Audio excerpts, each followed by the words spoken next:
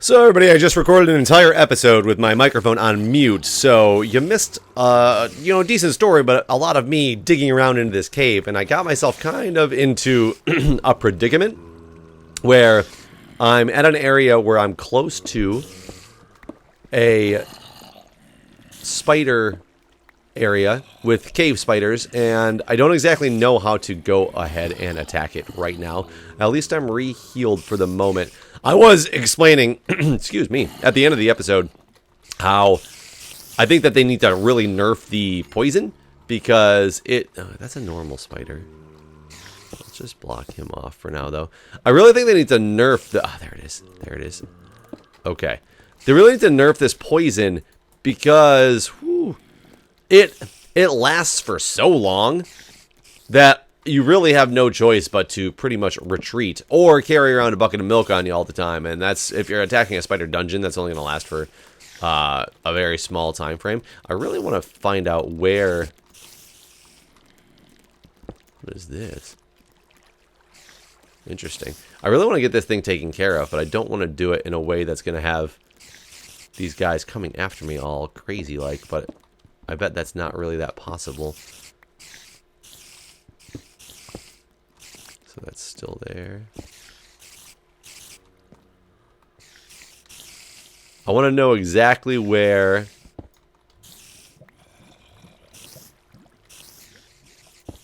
the... Oh my god.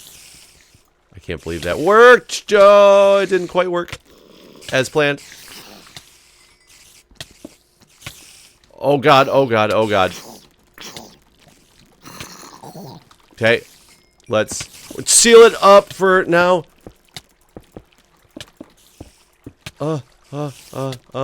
Seal kissed from a rose on grave. Okay, I'm good? Good?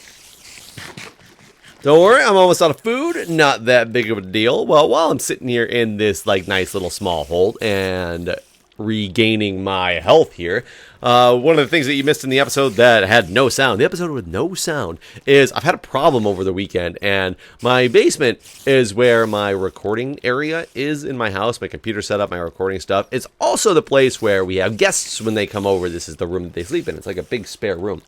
Now, unfortunately, I had a problem this weekend where the friend that was staying the weekend came and woke us up very early on Saturday morning in a frantic panic because kept saying the roof was leaking. And what really turns out to be the case, I came downstairs after a long time and took me to get actually out of bed because I was kind of hungover and I really didn't want to get up and I was tired and it was 7 o'clock in the morning. And I came downstairs it seriously sounded like somebody was showering in the basement.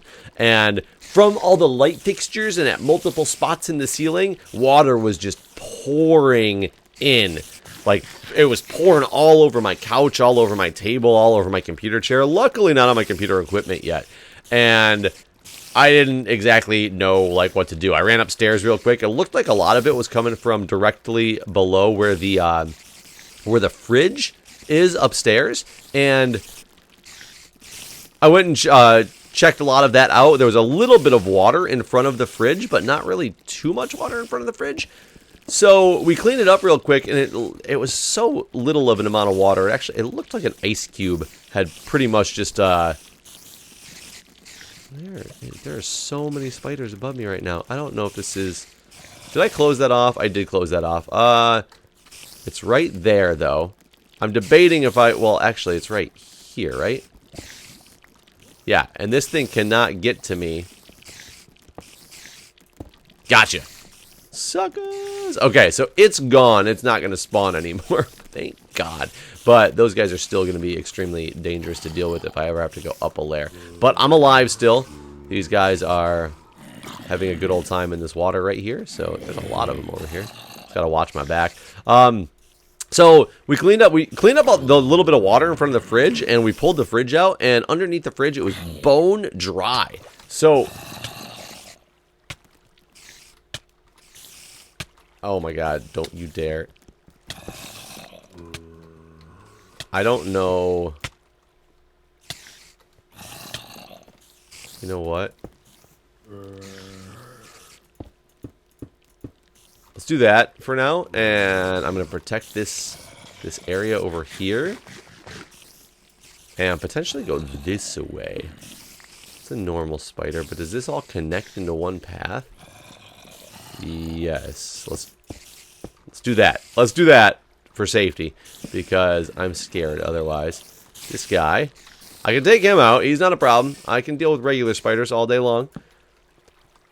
But so after pulling the fridge out and not understanding where this leak was coming from, I called my management company, who guided me. I had to call some emergency plumbing group to come out here. They were really fast, actually. They were here within the hour. And the guy comes in and looks at the ceiling. He literally it was funny because I was trying to explain to the people on the phone that when I called, and I was like, the basement ceiling is leaking.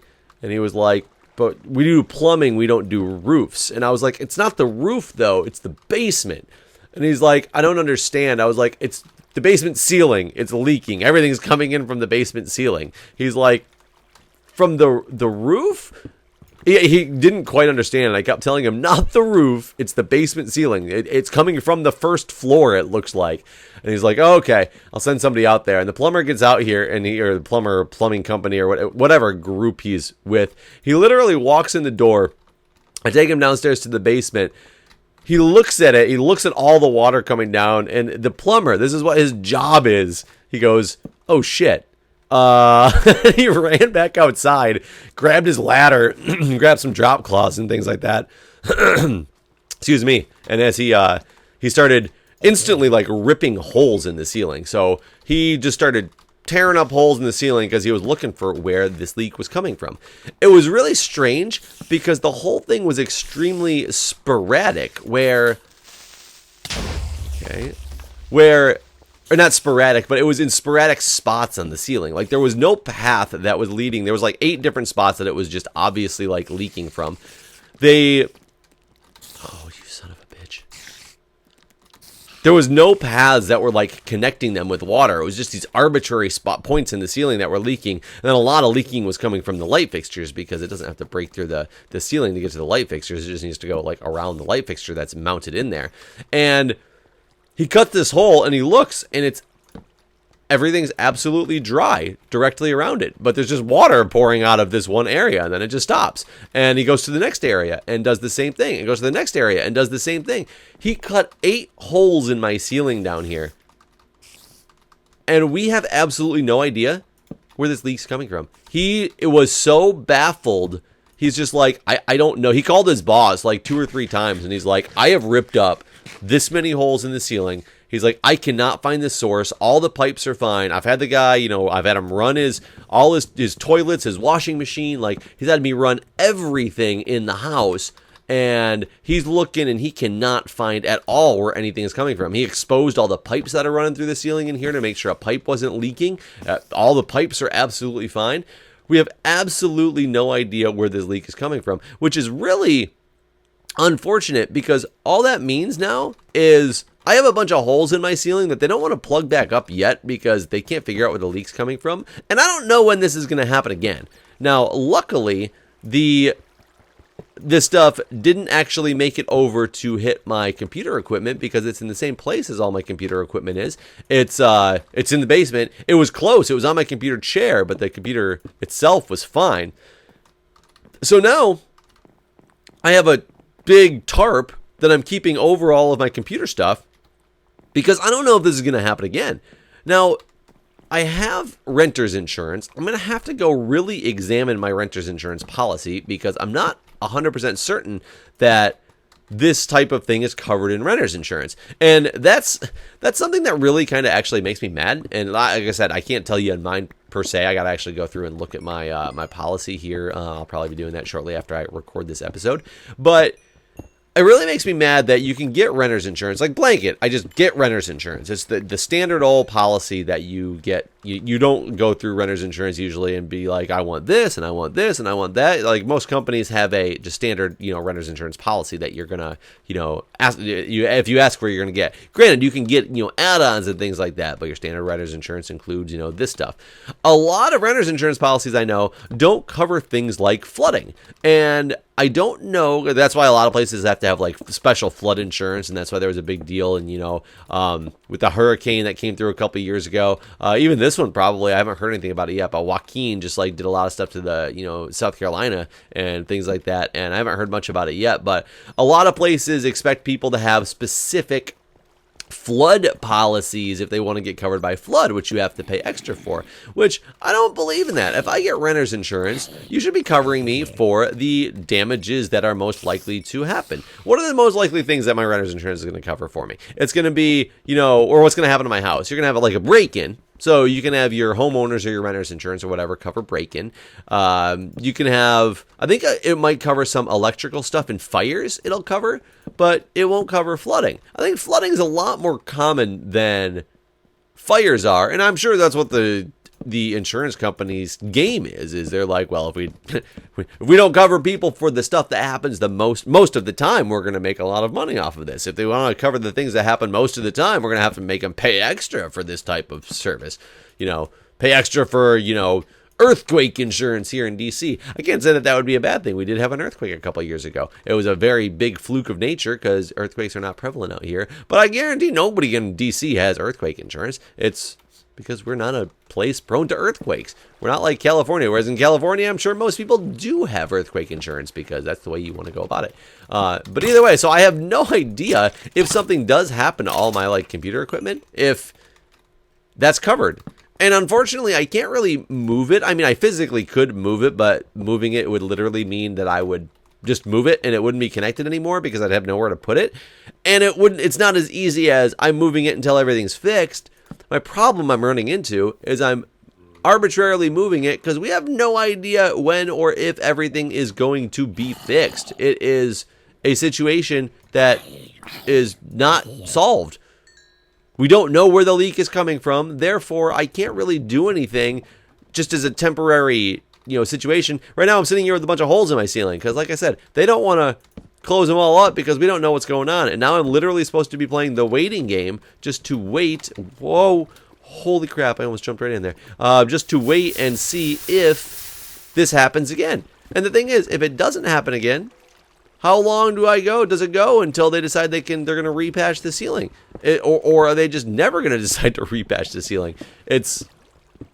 I just have no idea. Now, the other problem that's going on is it was fine yesterday, but this morning I come down here and it reeks. It smells like mold. Well, of course it does. The water's probably molding in my couch and in my carpet and things like that. I tried my best to clean it all up and dry it all off as much as I possibly can. But one of these days I'm going to have to get a professional steam cleaning done on a lot of my equipment that's in here. Ow, don't push me toward that creeper. Where are you? Oh, you're up there. Oh, and of course you're in full garb. Good. Gotcha. I'm going to have some professional cleaning company come in here and clean up all this stuff, like steam clean this stuff, because to get that moldy, mess out of it. But what, do I do that now and risk it happening again since we haven't been able to pinpoint the problem? Do I, wait until, we find out the problem, but then my room is going to smell the entire time? Oh, God, I thought that was a different creeper. I honestly have absolutely no clue where I'm supposed to go with this situation at this point. And I'm not exactly the biggest fan of my management company either. We had, over the summer, one of our skylights we have in the house was leaking every time it rained. It was like dripping like crazy.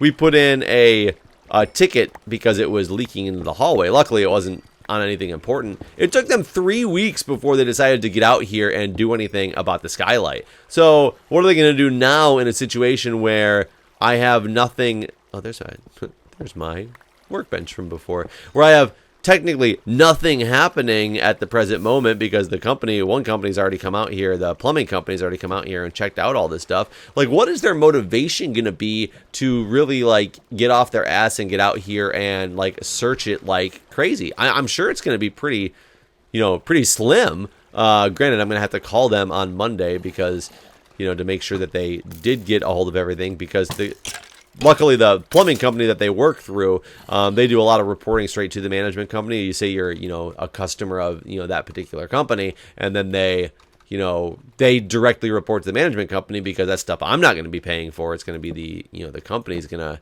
or the management company has to cover this as all part of the, the deal of being a renter and things like that. But, so now the plumbing company's done what they need to do and follow up, but I'm going to have to follow up personally because I don't have a bow and arrow on me. Do I have 16? I shouldn't have just thrown away all that string that I had, huh? I can't get to you. Okay, I'm just going to go this way because I can't get to you. Ah! Ow.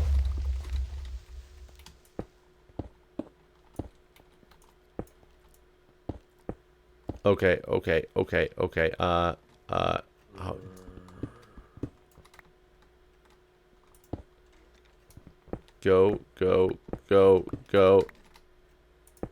Whew. Yet again, man, I am running into some problems in this cave. It is a brutal cave. Okay, I'm gonna have to sit here and just like re-catch my breath and get all healed up before I can get out there and do anything, because now I'm stuck with zombie flesh as my only source of food because I used all my other food. Let me make sure that is accurate. Yeah, I used all my other food. I'm still going to come out of here with some good things, I think, if I can make it out of here, but I am out of the good food that I need. So I guess on that note, I'm going to have to end this episode here because now I'm just in the waiting game of re-healing, and I'll regroup my thoughts, and I'll see you guys next time.